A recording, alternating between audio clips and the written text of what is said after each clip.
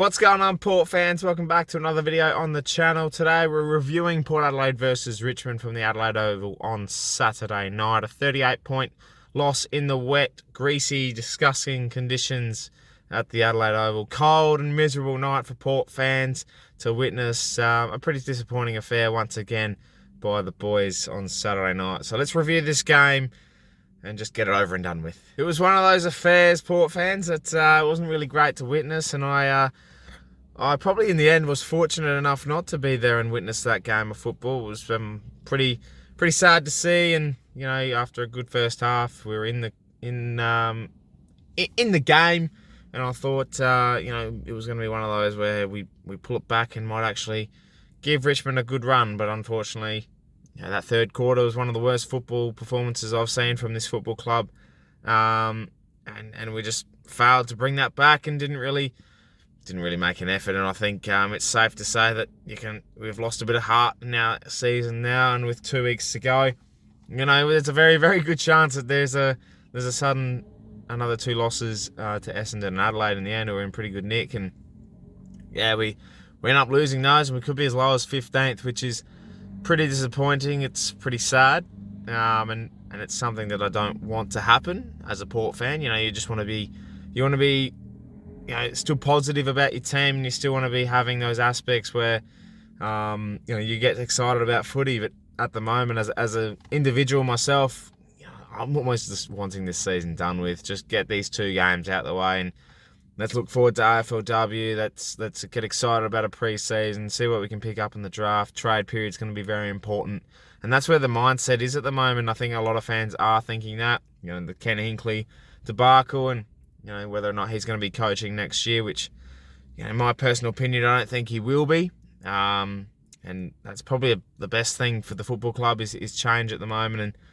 And that rumour becomes bigger and bigger and bigger, and you're hearing Koshy come out and say all these things about the football department into full review. And if we keep losing games of football, this season could become diabolical. And you feel embarrassed as a Port fan as such when it becomes in this situation, because you never want to see it. We've spent 10 years under the one coach. We've been that almost team where you've wanted to win a game, you've wanted to win a flag finals. We've been there a few times, haven't gone all the way, and eventually, things can only work so far, and that's in the position we're in at the moment.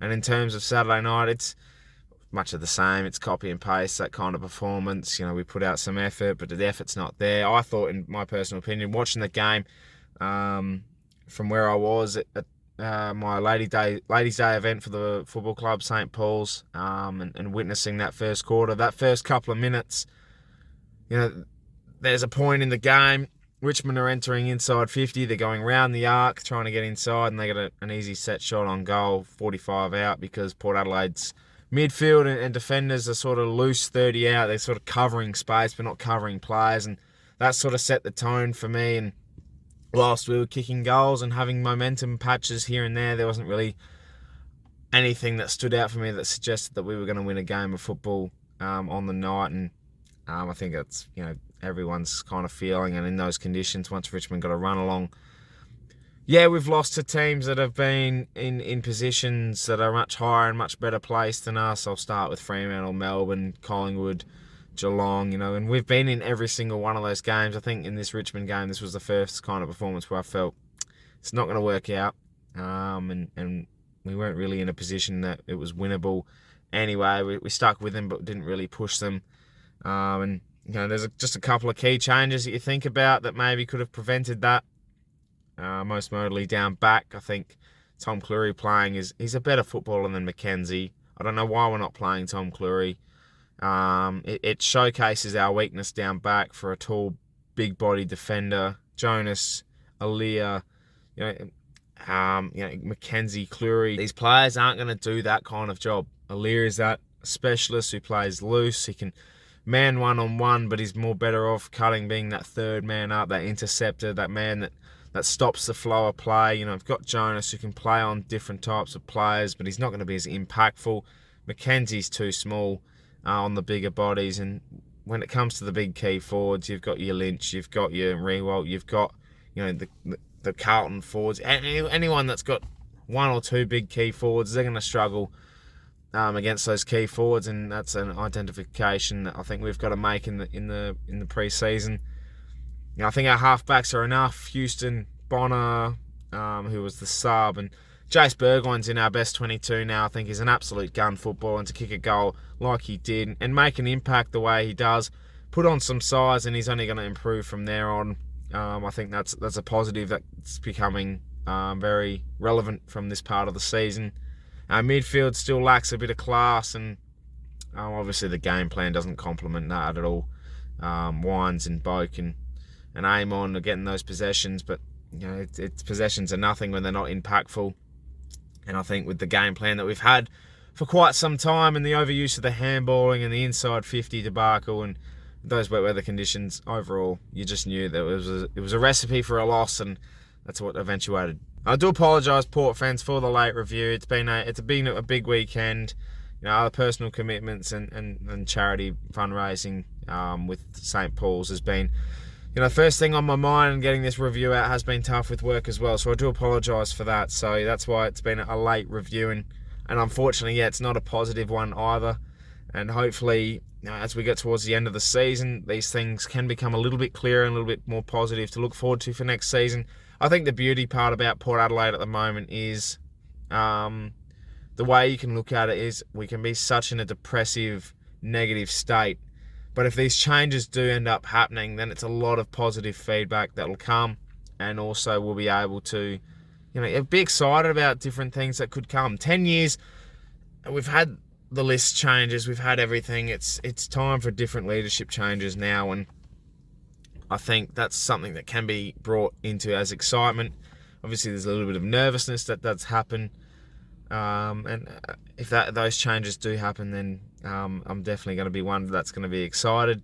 If they don't, then there's got to be a lot of reflection and a lot of personnel that have got to be refocused and recharged, because if we're going to bounce back next year from what's been a pretty terrible year, these key things have got to be looked at. I'm not going to take anything away from Richmond. They are a pretty sound unit at the moment, beating Brisbane. They came back from that, and obviously beating us at the Adelaide Oval. They've got our measure at the Adelaide Oval, it seems, and they're a pretty tight unit. They're finding some players in form. Cochin's been great, Cumberland and their forward line. Shai Bolton's just an absolute machine, and these players are just a lot more classier than us. We've got our Rosie, we've got our Butters.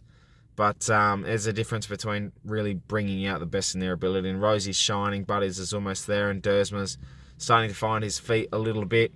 And then you go to the other end of the spectrum. You've got your Boak, who's playing with a broken hand, which is just unbelievable. You've got your Robbie Gray, who's still got these smarts about him. And might be losing a bit of touch, but he's still got that brain for football. We saw that with the free kick, punching it through, and that was a free kick, obviously, and for him to point that out and really be smart about that is well played by him. So I think in terms of the experience, it's there. We've got to make some changes on our list, but Robbie and Boak, you have to get one more year, and then you can redevelop and rethink about who you base around them for one more go. And I think you have your tilt, you have your premiership year with Ken Hinkley, with no Ken Hinkley, the whole coaching department. Anyone's on the chopping block, I think, at the moment, come at the end of the year, because it's been such a failure every year. And from the position we were in to come up against a Richmond side that we bet last year, and to not be in a position now, it's disheartening. And I know, and it sucks. I just want us to refocus and regroup, and as fans, that's the worst part. Is it was members recognition round at home with the fans, a great turnout in what was conditions that were pretty ugly. Come towards the end of the game, and we couldn't reward our fans. So it's a negative review, and hopefully some positive feedback does come from the club, and we regroup and bounce back. Look, you look at it this way: you want to lose these last two games and feel even worse about the season. Does that reignite players? We get a better draft pick.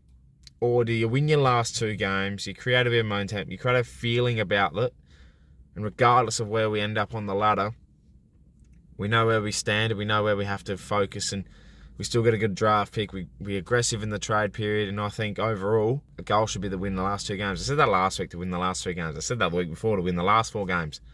I just want a response.